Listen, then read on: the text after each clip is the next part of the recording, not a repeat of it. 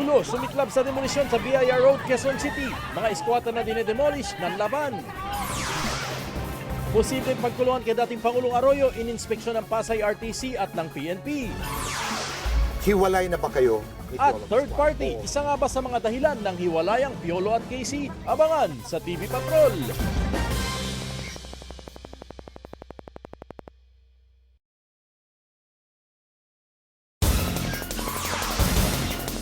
Dayaan sa halalan 2004 at 2007, muling binusisi sa Senado.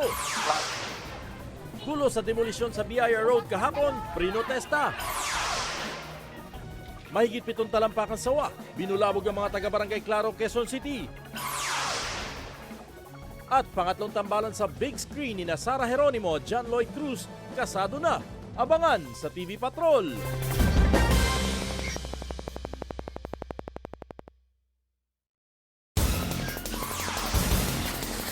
Pinoy sa China na nasentensyahan dahil sa drug trafficking nakatakdang bitayin sa susunod na linggo.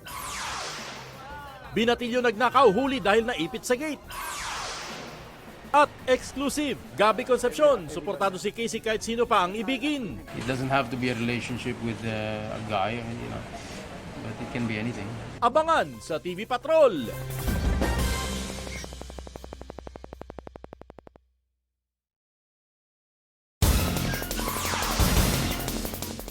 Dating Pangulong Gloria Arroyo, pinalilipat na ng korte sa ospital ng gobyerno. Janelle Manahan, formal nang hihilinging masailalim sa Witness Protection Program. Mahigit 30 bahay na abo sa sunog sa Pasay City kagabi. At David Beckham at LA Galaxy team dumating na. Ascals handa nang sagupain ang Galaxy. Abangan sa TV Patrol.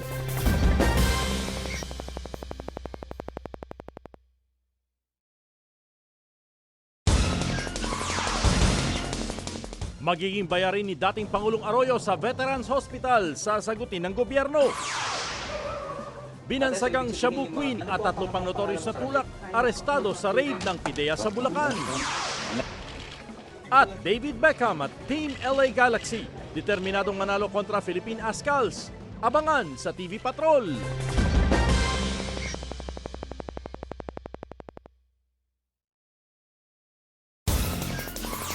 Dating Pangulong Gloria Arroyo binigyan ng korte ng 3 araw na palugit bago lumipat sa Veterans Memorial Medical Center. Pinayagan ding makagamit ng cellphone. Pangulong Aquino binatikos ang Korte Suprema sa harap ni Supreme Court Chief Justice Corona. At Miss Ecuador tinanghal na Miss Earth 2011. Miss Philippines pasok ding runner-up. Abangan sa TV Patrol.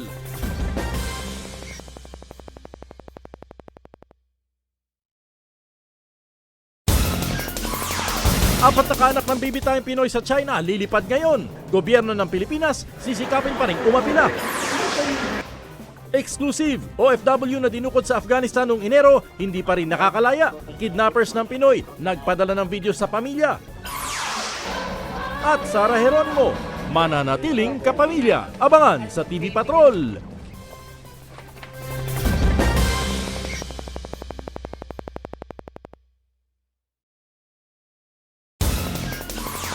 Dating COMELEC Chair Benjamin Abalos, kakasuhan na rin ng electoral sabotage.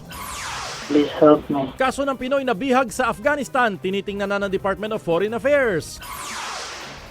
At Angel Locsin at John Lloyd Cruz, balik tambalan sa big screen naman. Abangan sa TV Patrol.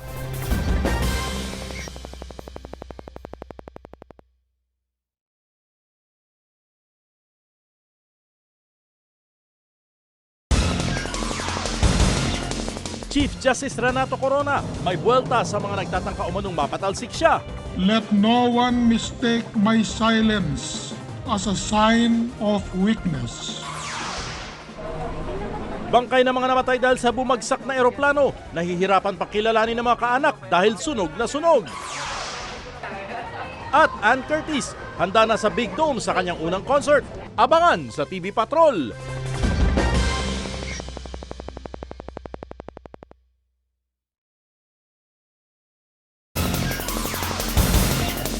Impeachment complaint laban kay Chief Justice Corona isinumiti na sa Senado.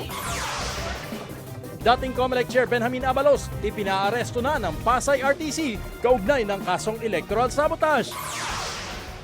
At piskal, bumuelta sa mga bintang ni Annabel Rama.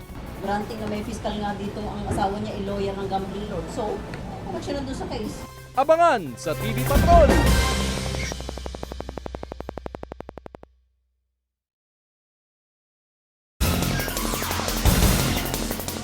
Supreme Court Chief Justice Renato Corona binueltahan ng Administrasyong Aquino. Corona hindi magbibitiw bilang Chief Justice kahit nahaharap sa impeachment. Senado iko-convene bilang impeachment court na lilitis kay Chief Justice Renato Corona. At mga Radio Patrol anchors humataw sa Silver Radio Christmas Party. Abangan sa TV Patrol.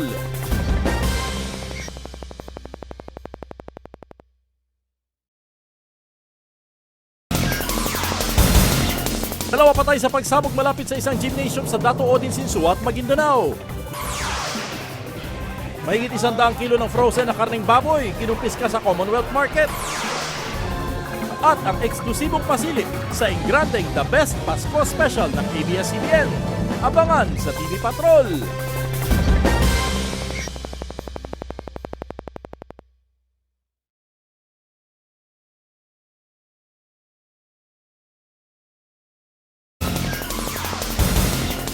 Dating COMELEC Chair Benjamin Abalos pinagpapaliwanag ng korte kung bakit hindi dapat makontempt dahil sa bintang na extortion laban sa judge. Ilang pasahero sa mga pier sa Visayas stranded dahil sa kanselasyon ng mga biyahe dulot ng bagyong Sendong. Pinay nurse wagi ng prestiyosong award sa UK. At sa dami ng entries niya sa Filmfest, Eugene Domingo, aling float ang sasakyan sa parada. Abangan sa TV Patrol.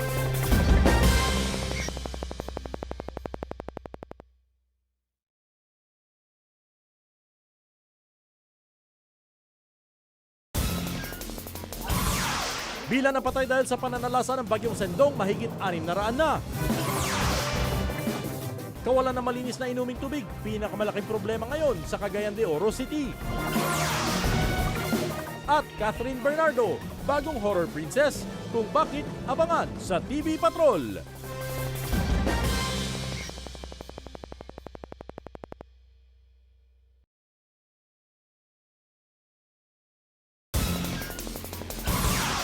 Pinoy dumalaw na sa mga sinalanta ng bagyong Sendong sa Northern Mindanao. Bilang ng mga namatay dahil sa bagyong Sendong halos umabot na sa 1,000. Bagyong Sendong, pinakamalalang bagyo sa buong mundo ngayon 2011. Lalaki, kinailangang i-rescue ng maipit ang braso sa imburnal dahil sa nahulog niyang pustiso. At Pinoy bell ringers sa California, dinaig ang world record. Abangan sa TV Patrol.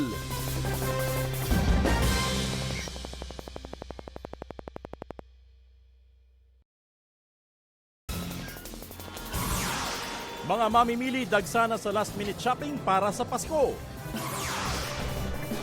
Bilang ng mga namatay at nawawala dahil sa bagyong Sendong, nadagdagan pa. Laban kay Mayweather Jr. malabo na ayon kay Pacquiao. At Coco Martin at Kapamilya Kids, pinasaya ang Pasko ng mga batang may kanser. Abangan sa TV Patrol.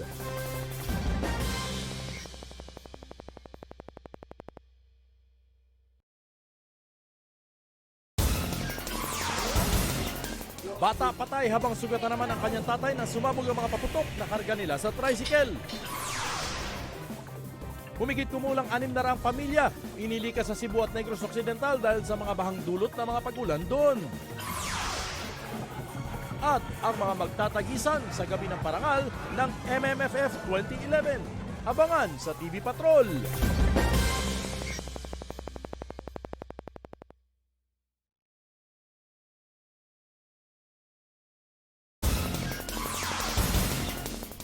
Mahigit 700 pamilya sa Davao del Norte inilikas dahil pa rin sa baha. Baguio naranasan ang pinakamalamig na gabi. Laboratorio sa Mandaluyong nasunog, katabing ospital na apektuhan din.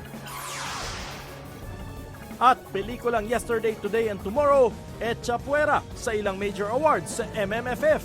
Abangan sa TV Patrol.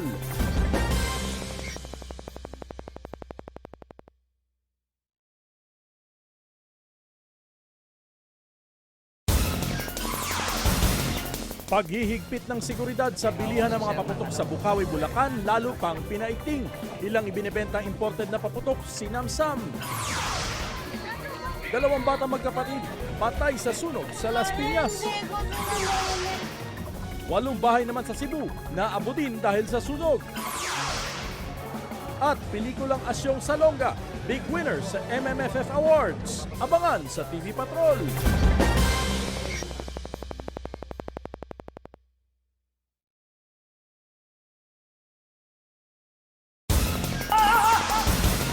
Pulis na nakapatay sa kapwa-pulis sa barilan kahapon sa QC. Kinasuhan na, namimiligro ring si Baking sa pwesto. Aktor na si Tyrone Perez, natagpo ang patay sa loob ng kanyang kotse. Bangkay na hinihinalang biktima ng sendong sa Iligan, natagpo ang lumulutang sa Manila Bay. At ang mga pwedeng maganap sa 2012, aalamin mula sa mga eksperto. Abangan sa TV Patrol.